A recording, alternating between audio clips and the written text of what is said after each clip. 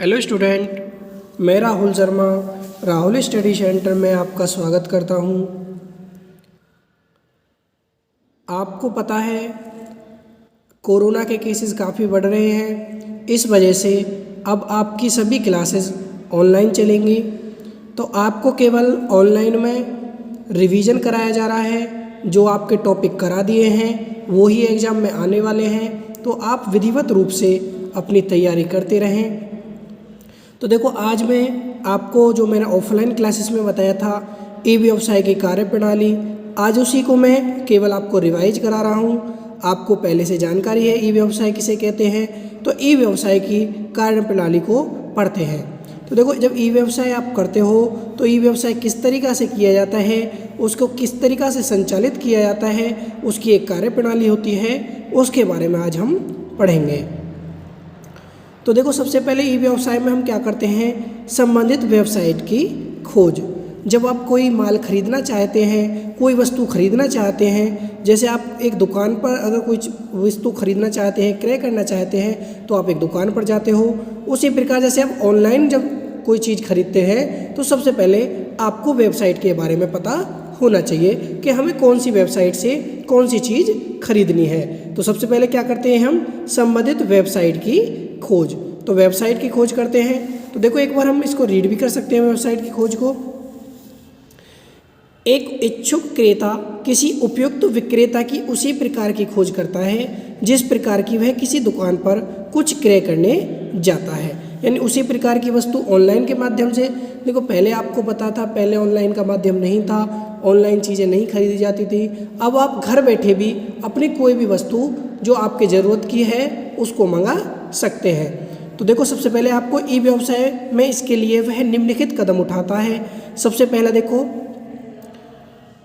सर्वप्रथम इंटरनेट चालू करके ऑन करके स्क्रीन पर दिखाई जाने वाली लिस्ट में से उस वस्तु की सूची क्रमांक को चुनता है जिसको वह खरीदना चाहता है। आपने देखा, सबसे पहले क्या है, इंटरनेट चालू करोगे। इंटरनेट चालू करने के बाद क्या करोगे, उसका जो साइट होती है वेबसाइट की खोज करोगे। वेबसाइट की खोज करने के बाद उसमें आपको रजिस्ट्रेशन करना पड़ता है। रजिस्ट्रेशन करने के बाद आप किसी भी वस्तु को खरीद पाते हैं। सेकंड देखो, उपयुक्त विक्रेता की खोज करने तथा उसकी वेबसाइट पता करने के लिए सर्च इंजन की खोज करता है। यानी जब आप कोई वस्तु खरीदना चाहते हैं, जो जैसे कोई भी आप वस्तु खरीदना चाहते हैं तो एक सर्च इंजन होता है, देखा होगा आपने, ऊपर सर्च का ऑप्शन लिखा हुआ होता है। तो उसमें क्या है, आप किसी भी जो आप प्रोडक्ट लेना चाहते हैं उस प्रोडक्ट को उसके माध्यम से खरीदा जा सकता है। उसमें सर्च करके किसी भी वस्तु को ढूंढा जा सकता है।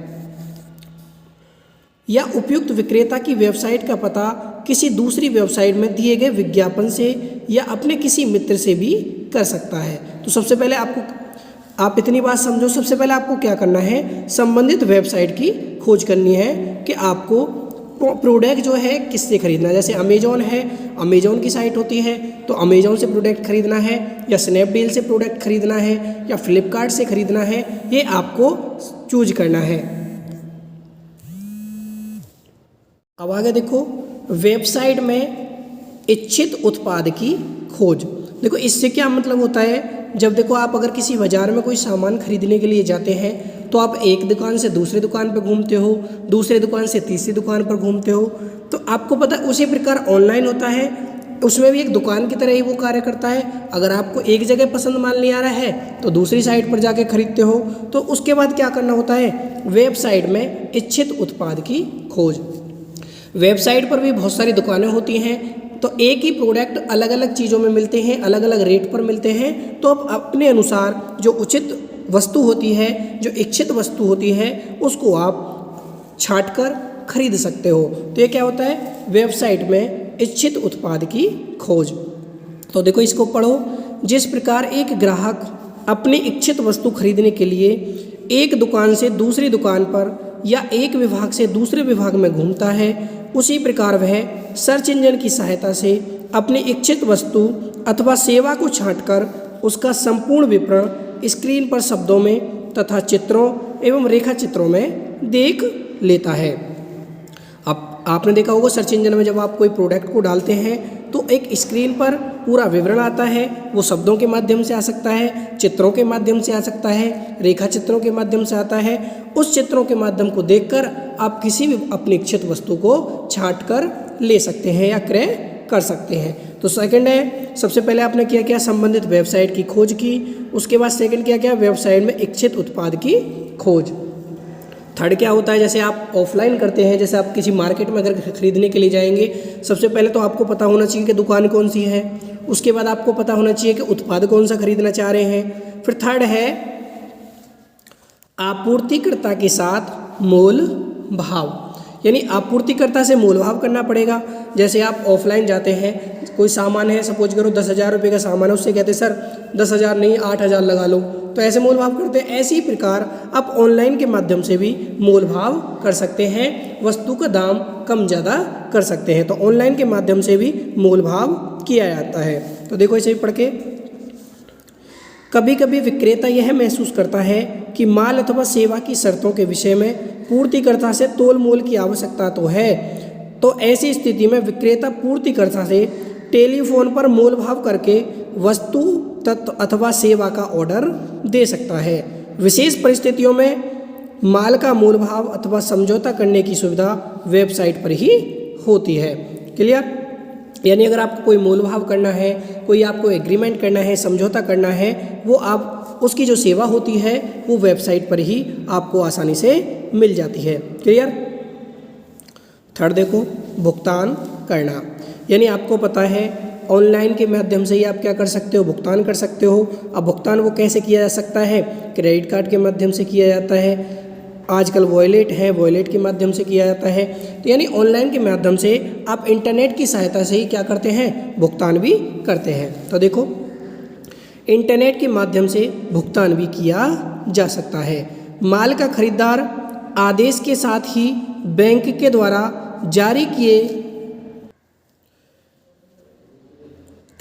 गए क्रेडिट के माध्यम से भी भुगतान कर सकता है। इस पद्धति को इलेक्ट्रॉनिक फंड हस्तांतरण कहते हैं। सबसे पहले देखो आपने क्या किया था, सबसे पहले आपने क्या किया, संबंधित वेबसाइट की खोज की।